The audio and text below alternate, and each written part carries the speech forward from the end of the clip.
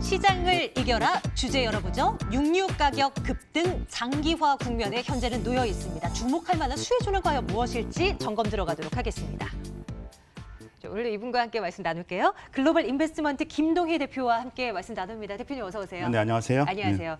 육류 가격 급등의 네. 장기화라 아프리카 돼지 열병으로 인한 어떤 파급 영향 아닐까 싶은데요. 네네. 관련주들도 궁금하고요. 일단 현 상황부터 좀 체크가 필요할 것 같아요. 지금 굉장히 심각한 상황입니다. 이게 우리나라 문제만이 아니고요. 글로벌리하게 좀 아프리카 돼지 열병으로 인해서 돈육 가격이 상승하면서부터 이걸 대체할 수 있는 대체육들까지 전부 육류 가격이 급등세가 좀 지속이 되고 있다. 심각하게 지속이 되고 있다라고 좀 볼 수가 있겠습니다.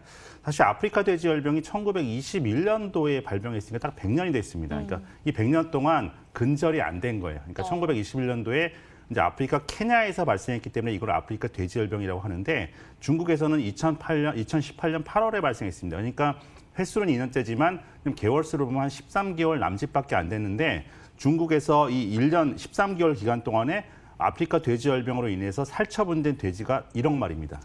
그러니까 이게 상상이 안 되네요. 중국 전체 사육 돼지의 30%에 해당되는 양이기 때문에 네. 중국이 전 세계 돼지고기 소비의 절반 이상을 차지하고 있는데 어마어마한 영향을 미친 거죠. 그러면서 이 중국의 돼지고기 도매가가 올 들어서만 77%, 80%까지 급등했습니다. 그러니까 도매가가 이 정도 급등했으니까 소매 가격은 상상을 초월하게 급등을 한 거예요. 이러다 보니까 중국 정부에서 이제 무차별 육류 수입에 들어갑니다. 그러니까 이제 중국이 돼지고기가 부족하니까 돈육을 수입하다가 이게 여의치가 않아요. 그러니까 중국에서 지금 부족한 부분이 한 1,600만 톤 정도가 필요하다고 하는데 1년에 전 세계에서 1년에 유통되는 돈육 유통량이 800만 톤밖에 안 됩니다. 그러니까 이게 절반 이상이 부족한 거죠. 그러니까 중국에서는 수입하고 싶어도 지금 수입을 할 수 없는 상황이다라고 좀 볼 수 있겠고요.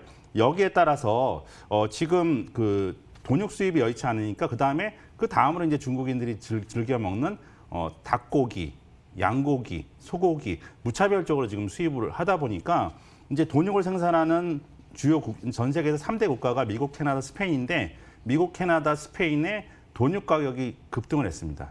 그리고 이제 전 세계에서 가장 많이 닭고기를 수출하는 나라가 이제 브라질인데 브라질의 닭고기 가격도 이제 급등을 한 거예요. 네. 그리고 여기다가 이제 중국 하면 또 이제 그 양꼬치 유명하잖아요. 그렇기 때문에 네. 양고기를 많이 소비하는데 대체육으로 이제 양고기까지 많이 수입하다 보니까 호주의 양고기 가격마저도 이제 급등세가 된 겁니다. 이제 중국이 사실상 전 세계 육류의 블랙홀처럼 되면서 이게 이제 단기간에 이제 없어지면 좋은데 지난 100년간 근절되지 않았던 게 이제 하루아침에 없어질 수가 없잖아요. 그렇기 때문에 이게 이제 장기화되면서 여러 가지 문제점들을 노출시키고 있는데 우리나라만 하더라도 지금 우리가 당장 삼겹살, 돈육하면은 고깃집에서 먹는 삼겹살 이런 것만 생각할 수 있지만 제가 어제 산업동향을 찾아봤더니 고깃집보다 더 많은 게 우리나라에서 돈가스집이에요. 그렇기 때문에 이 돈육 가격이 급등하게 되면 우리나라 산업에 미치는 영향이 엄청나고 또 한 가지는 이게 만약에 닭고기 가격이 급등세로 또 이어진다면 또 그거보다 더 많은 게 이제 치킨집들이잖아요. 그렇기 때문에 이게 우리나라만의 문제가 아니라 지금 전 세계적으로 나타나고 있는 현상이기 때문에 좀 거스를 수 없는 상황으로 접어들고 있어서 여기에 대한 인지를 우리가 투자자 입장에서 분명히 할 필요가 있다라고 말씀드리겠습니다. 네, 국내 시장에서도요. 주변에 이제 돈육 다루는 도매업 사장님들을 여러 분 알고 있는데요. 얘기를 들어봤더니 많이 이제 지금 스물스물 올라가기 시작했고 네네. 좀 어려울 것 같다라는 말씀들을 많이 하시더라고요. 한국은행에서도 중국발 이 육류 가격 급등에 대한 우려감을 계속 시사하는 발언들을 내놓고 있습니다. 어쨌건 이 중국 돼지고기 가격이 급등하면서 소비자 물가를 끌어올리는 효과가 있을 것이다. 이런 얘기 이제 나오고 있는데요. 시장으로 아직까지는 확인이 되는 바가 없나요? 끌어올리는 정도가 아니라요. 지금 엄청나게 그러니까 중국은 이미 발생하고 있는 거죠. 그렇죠. 이제 중국의 이 한국은행에서 나온 리포트가 뭐냐면 네. 중국발 돈육 가격 급등세로 인해서 이게 전 세계 영향권 지금 전 세계에서 식료품 인플레이션이 일어날 수 있고 일어나고 있고 그에 따라서 우리나라도 대비를 해야 된다 이런 심각한 거를 지금 내용을 하고 있는 거예요. 그러니까 사실 한은이 이 돈육 가격에 대한 리포트를 낸다는 거 좀 이해가 안 되잖아요. 근데 그만큼 심각한 상황이다. 경제 지금이. 지표에 영향을 줄 수 있을 만한 이슈인 거죠. 중국이 CPI에 이제 돼지고기 관련된 그런 식료품 중에서 한 10에서 15%를 차지한다고 하니까 엄청난 거잖아요. 그러니까 이제 이런 데서 지금 발생을 한 거고 이제 이 리포트를 보면 이제 아프리카 돼지열병과 돼지고기 그리고 육류 가격과 소비자 물가에 대해서 이렇게 쭉 언급을 하면서 맨 마지막 결론이 뭐냐면 이게 이제 장기화될 수밖에 없다는 게 결론이에요.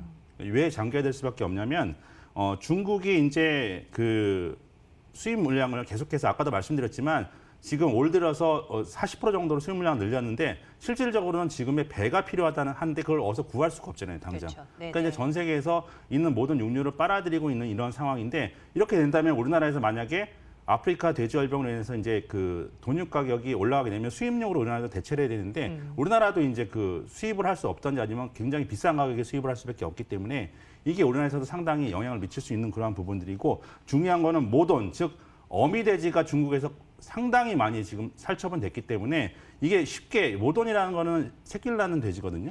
그러니까 이게 없어졌기 때문에 앞으로 길어질 것이다 라고 좀 전망을 하고 있습니다.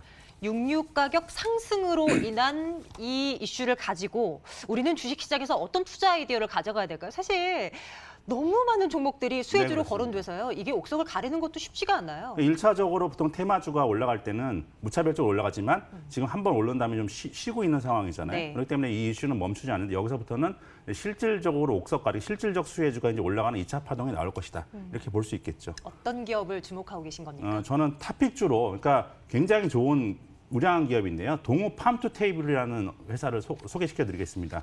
이 동호 팜투테이블을 제가 탑픽주로 가져온 이유는 양계, 종란, 부화, 사육, 가공, 판매 이런 닭고기 가공 전 과정을 수직 계열화한 국내 2위 업체예요. 근데 잘 못 들어보셨죠, 이름을? 네, 생소하네요. 우리가 이제 국내 2위 대형 업체임에도 마니커이나 하림이나 체리브로 이런 업체들은 많이 들어봤죠. 많이 들어봤죠. 네. 근데 이 업체는 많이 안 알려져 국내 2위 업체임에도 불구하고 많이 안 알려져서 주가 상승이 되게 미미하고요. 중요한 거는 굉장히 우량한 재무 구조와 수익성을 갖고 있습니다. 그러니까 지금 모든 돈육 육계 업체들을 통틀어서 가장 저평가된 종목이에요. 그 이유를 제가 말씀드릴 텐데 일단 네. 이 동호팜투테이블은 재무가 굉장히 우수합니다. 사실상 무차익 경영을 하고 있어요.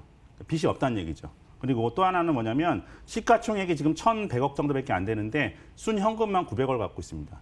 그러니까 시가총액이 거의 육박하는 현금을 보유하고 있는 상황이기 때문에 지금 말도 안 되는 그러한 상황이고 그 매출액과 영업이익도 매년 증가세에 있는 그러한 회사입니다. 그래서 6개주의 2분기 실적을 비교해 보면 동호팜투테이블이 21억 흑자입니다. 마니커가 33억 적자예요. 체리브로가 44억 적자입니다. 그리고 하림이 58억 적자입니다. 근데 시가총액은 동호팜투테이블이 1,100억, 그리고 하림이 58억 적자인 하림이 3,200억, 33억 적자인 마니커가 2,200억이에요. 그러니까 하림의 3분의 1 정도밖에 지금 안 되는 거죠. 시가총액이. 그러니까 수익성은 가장 좋고 PBR 0.5배, PER 올해 예상치 대비해서 5배 정도밖에 안 되는 기업입니다. 그러니까 6개와 돈육 관련주를 통틀어서 가장 저평가된 종목이다. 그래서 뭐 가격 전략을 좀 말씀드리면 지난 5년 동안 3,000원에서 6,000원에 박스권을 왔다 갔다 한 그런 회사입니다. 그래서 이 목표가는 6,000원 정도를 말씀드릴 텐데요. 기억하실 거는 이 아프리카 돼지열병을 떠나서 저평가된 상태이기 때문에 지금 진입하시는 게 전혀 무리가 없다. 그리고 이제 아프리카 돼지열병이 계속된다면 동육의 대체육으로서 우리나라에서는 소고기나 양고기보다 닭고기를 지금 선호하고 있는 그러한 상황이기 때문에 여기에 최우선주로 동호팜투테이블 그동안 상대적으로 덜 알려져서 주가가 올라가지 못했던 이 종목에 주목하시라 말씀드리겠습니다. 네, 오늘 장에선 한 4% 가까운 상승 보여주고 있는데요. 앞으로도 기대 걸고 지켜보겠습니다. 오늘 글로벌 인베스트먼트 김동희 대표와 함께했고요. 마케돈 2부도 함께 인사드릴게요. 여러분 고맙습니다.